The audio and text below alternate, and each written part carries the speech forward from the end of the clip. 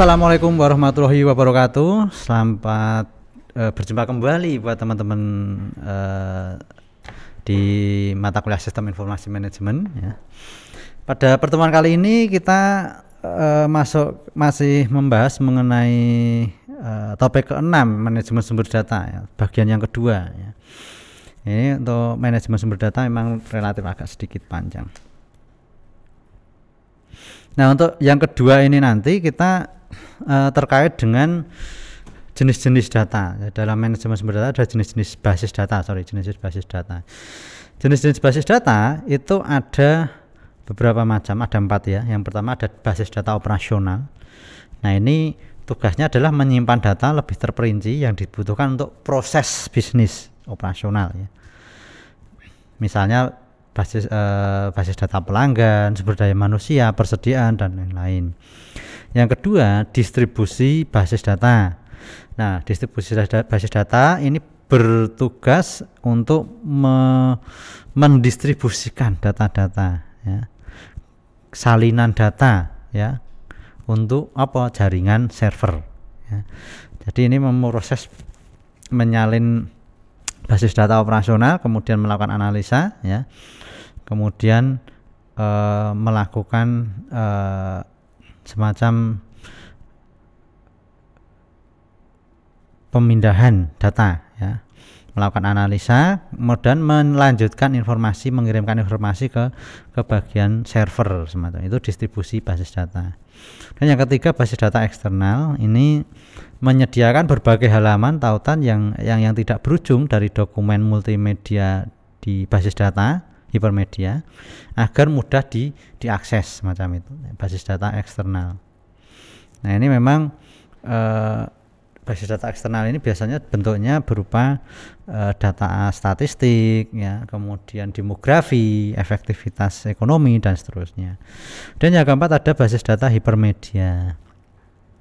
Nah, ini terdiri dari basis data ini biasanya terdiri dari tautan multimedia. Multimedia bisa berupa teks, grafis, foto, video ya, audio atau suara dan lain sebagainya. Nah, ini memang basis data ini terdiri dari konten halaman ya, halaman situs yang digambarkan oleh kode HTML misalnya, hypertext markup language HTML seperti itu. Nah, dalam sebuah organisasi itu ada beberapa jenis basis data yang digunakan ya sampai dengan pengguna akhir ya. Jadi awal mulanya dari distribusi basis data dulu ya, dan yang diintegrasikan dengan jaringan lainnya masuk ke komputer klien ya, kemudian disimpan dalam sebuah basis data di sini maksudnya ada basis data pengguna akhir. Nah, ini bisa dihubungkan ke server jaringan. Nah, nanti dari server jaringan akan dilanjutkan ke basis data eksternal ya.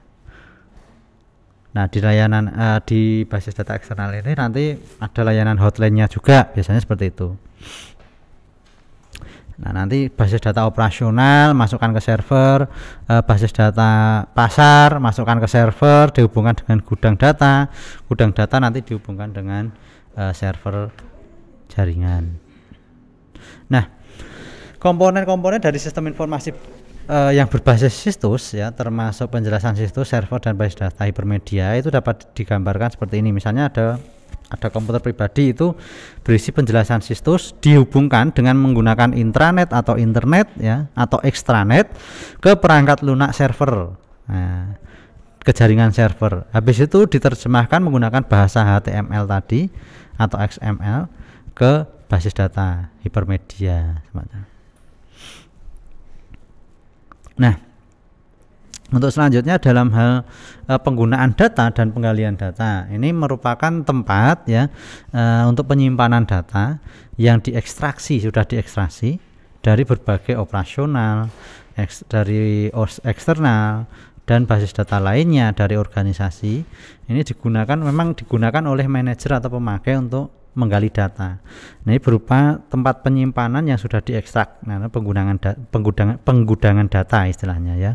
Jadi penyimpanan data yang memang telah diekstrak, sudah betul-betul difilter, tentunya semacam itu.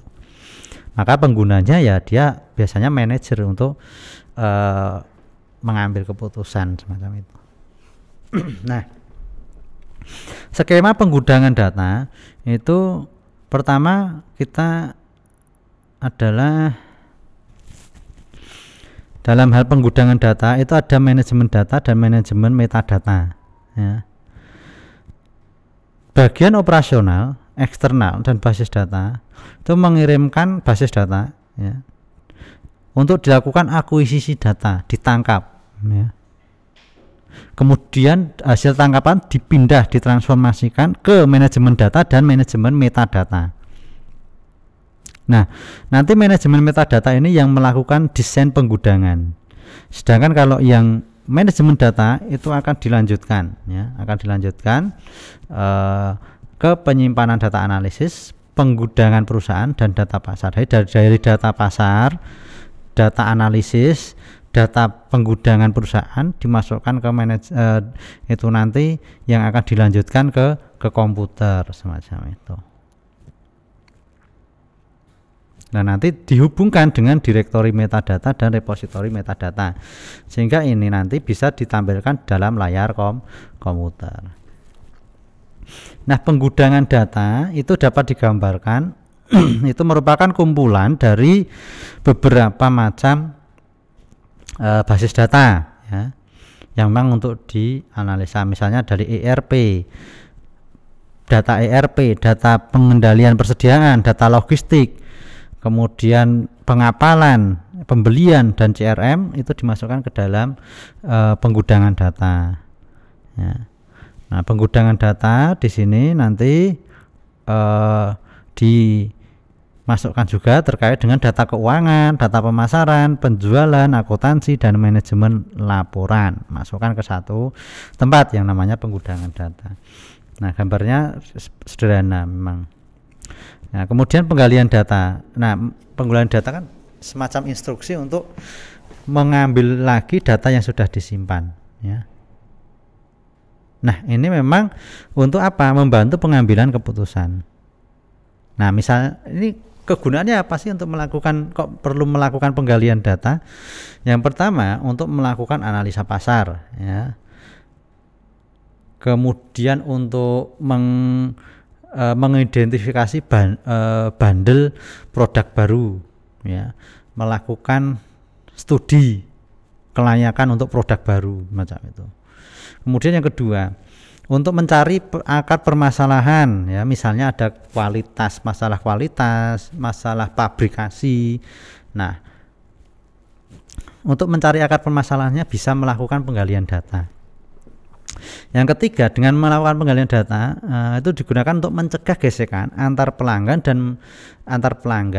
ya, dan bisa memperoleh pelanggan baru. Jadi biar tidak terjadi gesekan antar pelanggan, data antar pelanggan, sehingga dapat memperoleh pelanggan baru ya. Yang keempat, menjual secara menyilang ke pelanggan yang sudah ada. Nah, ini salah satu jadi dalam melakukan penjualan kan biasanya kadang ada kita menjual ke beberapa pelanggan yang berbeda-beda dengan ketentuan yang berbeda-beda. Nah, itu untuk mengetahuinya kan perlu melakukan penggalian data juga ya. Kemudian apabila kita mau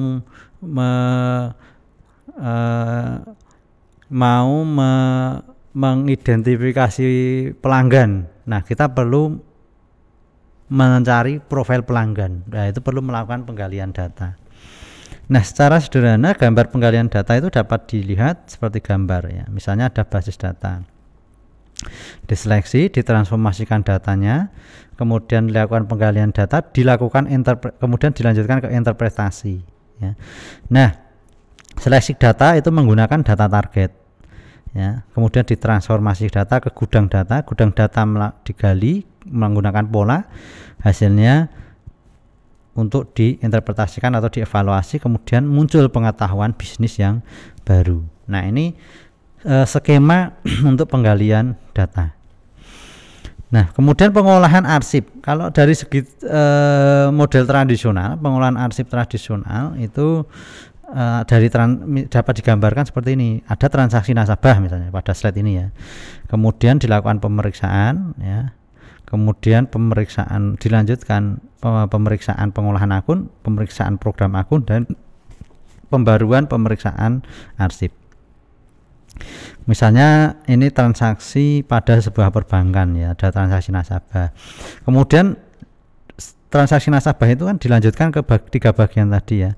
Pemeriksaan pengolahan akun, pengolahan tabungan. Nah, pengolahan tabungan dan pengolahan angsuran pinjaman. Nah, itu kan dipilah dulu. Transaksi nasabah itu nasabah pembiayaan atau nasabah tabungan ya.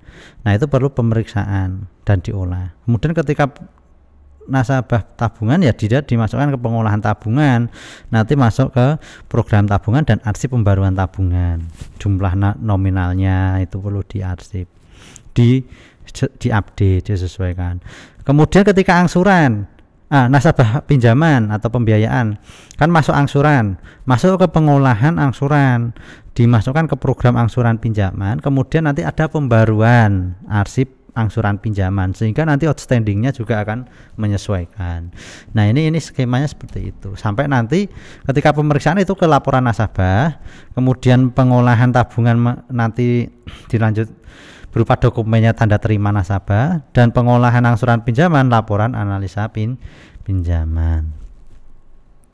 Nah, dalam melakukan arsip tentunya memiliki beberapa masalah ya. Apa saja masalah-masalah yang dihadapi dalam pengolahan arsip ya. Yang pertama itu ada redundasi data. Arsip data masukkan banyak duplikasi. Jadi data yang diarsip itu banyak duplikasinya. Itu juga masalah dalam pengolahan arsip ya, redundasi data. Jadi data itu baiknya tidak perlu double-double gitu. Tapi untuk tempatnya yang backup-nya itu yang double silahkan, tapi dalam satu tempat itu cukup satu aja.